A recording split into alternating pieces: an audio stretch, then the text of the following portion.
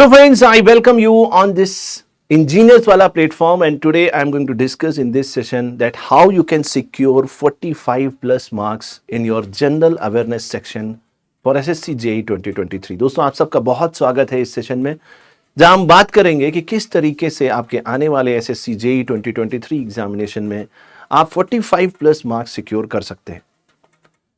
दोस्तों एक बेसिक सी बात जो आप सब जानते होंगे, अगर आप अच्छे से तैयारी कर रहे हैं तो आप सब जानते होंगे कि आपका प्रीलिम्स का जो पेपर है एसएससी जेईई का, उसमें अप्रोक्सीमेटली या एग्जैक्टली कहना चाहिए, अप्रोक्सीमेटली नहीं, 50 मार्क्स का जनरल अवेयरनेस आता है, जिसमें कई सारे टॉपिक्स होते हैं जैसे current affairs, history, culture, polity, geography, economy और रिलेटेड एरियाज। किस तरीके से आप इस कम समय में अपने पोटेंशियल को यूटिलाइज कर सकते हैं और इस एग्जाम में ज्यादा से ज्यादा मार्क्स, मैं तो 45 प्लस प्रोजेक्ट कर रहा हूं, बट अगर आप 40, 35, 30 तक भी अगर आप कर रहे हैं तो आप काफी अच्छा कर ले जाएंगे, क्योंकि नेगेटिव मार्किंग होती है। बट आपको टारगेट करना चाहिए 45 प्लस मार्क्स, और विश्वास मानिए आप कर सकते हैं। जब तक आपको विश्वास नहीं होगा, जब तक आपको क्लैरिटी नहीं होगी, तब तक आप कोई भी एम अचीव नहीं कर पाएंगे। ठीक है, तो चलिए स्टार्ट करते। सॉरी, कोई बात नहीं, तो चलिए स्टार्ट करते हैं सबसे पहले। और सबसे पहले समझने की कोशिश करते हैं कि जो जनरल अवेयरनेस का सेक्शन है, इसमें बेसिकली वो आपसे क्या चाहता है, उसकी रिक्वायरमेंट क्या है, एग्जाम की रिक्वायरमेंट क्या है, या जो पेपर सेट करेगा वो आपसे क्या जानना चाहता है। तो अगर आप सिलेबस को प्रॉपरली पढ़ें तो जनरल अवेयरनेस में लिखा हुआ है, it is related to the questions which will be aimed at testing the candidates general awareness of the environment। ये वो वाला environment and ecology नहीं है। इस environment का मतलब है आपके आसपास जो हो रहा है, environment around him or her and its application to the society। आपके आसपास जो भी घटनाएं घट रही हैं वो किस तरीके से समाज से जुड़ी हुई हैं, किस तरीके से समाज पे उनका प्रभाव पड़ता है, और एक हेल्दी पर्सनालिटी के लिए बहुत जरूरी है। कूपमंडूक नहीं होना चाहिए। फिर है, questions will also be design to test the knowledge of current affairs और current events and of such matters of everyday observation. Everyday observation मतलब डे टू डे जो इवेंट्स होती हैं आपके आसपास के समाज में। जब मैं आपके आसपास का समाज बोलता हूं तो आज के समय में समाज का मतलब सिर्फ आपका राज्य, आपका स्टेट या आपका देश ही नहीं है, पूरा वर्ल्ड है। तो वर्ल्ड में कहीं पर कुछ भी हो रहा है, स्पेशली इंडिया में, स्पेशली आपके आसपास, वो आपको पता होना चाहिए। And of such matters of everyday observations and experiences in their scientific aspect as may be expected of any educated person. Scientific aspect का मतलब क्या है कि आपको पॉलिटिकल इश्यूज में नहीं जाना है।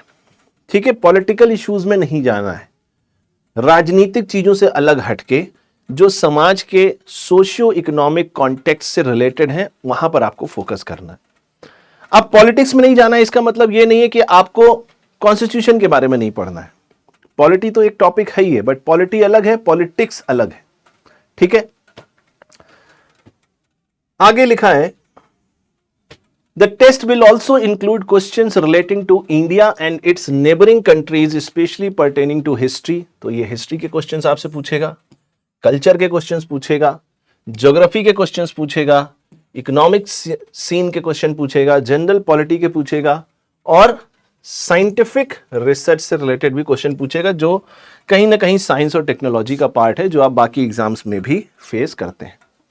तो ये ब्रॉड मेजर एरियाज हैं जिनको आपको कवर करना है। अब इतने कम समय में अगर आपने अभी तक नहीं किया है तो कैसे करें? लगता है कि अपहिल टास्क है, अपहिल टास्क मतलब इम्पॉसिबल टास्क है, हो ही नहीं सकता, बट अभी भी हो सकता है। कैसे? वही हम आपसे आज डिस्कस करेंगे, वही मैं आज आपसे डिस्कस करने जा रहा हूं। कह रहा है, this question will be such that they do not require a special study of any discipline. इससे इसका मतलब क्या है? इसका मतलब यह है कि ऐसा नहीं है कि किसी को कोई एडवांटेज मिलेगा। भाई सारे बच्चे टेक्निकल हैं, चाहे आप इलेक्ट्रिकल से हैं, चाहे आप मैकेनिकल से हैं, चाहे आप सिविल से हैं, आप किसी भी ब्रांच से हैं, आप सबके लिए हिस्ट्री, पॉलिटी, ज्योग्राफी, इकोनॉमी, ये सब सेम होना चाहिए। तो किसी को कोई एडवांटेज नहीं मिलने जा रहा अगर किसी ने कुछ एक्स्ट्रा पढ़ रखा है, क्योंकि जो क्वेश्चंस होंगे वो बेसिक लेवल पर होंगे, ये उसने पहले से आपको बता दिया है। अब सबसे बड़ा मुद्दा पता सबको है, पता सबको है कि सिलेबस क्या है। सिलेबस आप पहली बार थोड़ी देख रहे हो। सिलेबस मैंने इसलिए डिस्कस किया क्योंकि आपके दिमाग में एक फ्रेम होना चाहिए। बट अगर सिलेबस पता है तो हम कैसे तैयार करें, ये इंपॉर्टेंट है। तो सबसे जो पहला काम आपको करना है, स्टेप बाय स्टेप मैंने इसको नोट डाउन किया है। अगर आप अच्छे से समझ पाएंगे, इसको एग्जीक्यूट कर पाएंगे, तो आपको काफी बेनिफिट मिलेगा। सबसे पहला काम करना है, analyse the previous year papers topic wise. अब ये करना कैसे, ये मैं आपको बता देता हूं। आपको एक टारगेट बनाना है। मैं प्रेफर करता हूं अर्ली मॉर्निंग, डेली सुबह 6 से 8 का टाइम, 2 घंटे का टाइम। अगर वो टाइम आपका क्लैश करता है, आप कुछ और करते हैं, तो आप 5 से 7 भी कर सकते हैं, या अपने हिसाब से आप मॉड्यूलेट कर सकते हैं। बट सुबह जब आप उठते हैं तो आपका दिमाग फ्रेश होता है, एक जनरल ऐसी सोच है। लेकिन अगर आपको रात में करना है, दिन में करना है, दोपहर में करना है, शाम को करना है, कभी भी करना है, आपका डिसीजन। बट दिन में 2 घंटे आपको ऐसे निकालने हैं। फॉर एग्जाम्पल, सपोज आप जनरल अवेयरनेस के किसी पर्टिकुलर टॉपिक से स्टार्ट कर रहे हैं। उस टॉपिक के लगभग 20 से 30 क्वेश्चन आपको उस 2 घंटे में, मैं क्यों बोल रहा हूं 20 से 30 क्वेश्चन, भाई 2 घंटे तो बहुत ज्यादा होते हैं। चूंकि आप स्टार्ट कर रहे हो तैयारी, तो जरूरी नहीं कि सारे क्वेश्चंस आप कर लो, या नहीं भी कर पाए तो उन क्वेश्चन की एनालिसिस करनी है, एक एक क्वेश्चन की। अभी आप पिछले 5 साल से स्टार्ट कर सकते हो, पिछले 5 साल से स्टार्ट करो। जरूरी नहीं है कि 20, 25, 30 साल, इतने क्वेश्चन हो जाएंगे कि आप कर ही नहीं पाओगे, टाइम कम है। 5 साल का टाइम फ्रेम रखो, और डेली सुबह उठ के, या जो भी टाइम आपको प्रेफर करता हो, उसमें 20 से 30 क्वेश्चन लगाओ, और हर एक क्वेश्चन को लिखो कि ये इस पर्टिकुलर टॉपिक से रिलेटेड है, इस पर्टिकुलर टॉपिक से रिलेटेड। एक चार्ट बना लो, मेहनत कर लो। बहुत कम बच्चे ये मेहनत करते हैं, जो करते हैं उनका सिलेक्शन हो जाता है। और 5 साल में ही आपको एक साफ पैटर्न दिख जाएगा कि हाँ भाई, ये एरियाज हैं जहां से क्वेश्चंस बनते हैं। प्रीवियस ईयर क्वेश्चन भी हो रहे हैं, पैटर्न भी पता चल रहा है। यही इसीलिए मैंने इसका नाम रखा है डिकोडिंग द कोड। जो एग्जाम का पैटर्न है उसको कैसे डिकोड करना है। जब आप पहला स्टेप कर लेते हो, जब आपके पास टॉपिक वाइज डेटा आ गया कि हिस्ट्री में इन एरिया से क्वेश्चन पूछता है, पॉलिटी में इससे पूछता है, ज्योग्राफी में इससे पूछता है, इकोनॉमी में इससे पूछता है, कल्चर में इससे पूछता है। Second step, make a list of topics. अब आपको उन टॉपिक्स की एक लिस्ट बनानी है। Start every topic from the scratch. अब हर एक टॉपिक को स्क्रैच, ये आपने पढ़ भी लिया हो तो फिर भी स्क्रैच से स्टार्ट करो। अगर आपको कॉन्फिडेंस नहीं है टॉपिक पे, बिल्कुल बेसिक। देखो, मैं हमेशा ये बात आपसे बोलूंगा, आप पता नहीं कि आप कितना इसको फॉलो कर पा रहे हैं। कोई भी चीज अगर आप पढ़ रहे हैं, कोई भी चीज आप तैयार कर रहे हैं, आप किसी कॉम्पिटिटिव एग्जाम की तैयारी कर रहे हैं, तो हमेशा हमेशा हमेशा आपको स्टैंडर्ड बुक्स को रेफर करना चाहिए। अगर आप स्टैंडर्ड बुक्स को रेफर नहीं कर रहे हैं तो आप गड़बड़ कर रहे हैं, गलती कर रहे हैं। ठीक है, हर साल एग्जाम अपने आप को री इन्वेंट करता है। अगर आप उसी ढर्रे पे चलेंगे कि बस नोट्स पढ़ लिए और नोट्स से मेरा काम हो जाएगा, तो मुश्किल है, मुश्किल है। कुछ लोग हो भी जाते हैं, कुछ लोग नहीं भी होते हैं, बट ज्यादातर लोग नहीं होते हैं। अगर सिर्फ नोट्स पढ़ के ही सिलेक्शन होना होता तो बहुत सारे लोग सेलेक्ट हो गए होते, बहुत सारे लोग तैयारी करते हैं।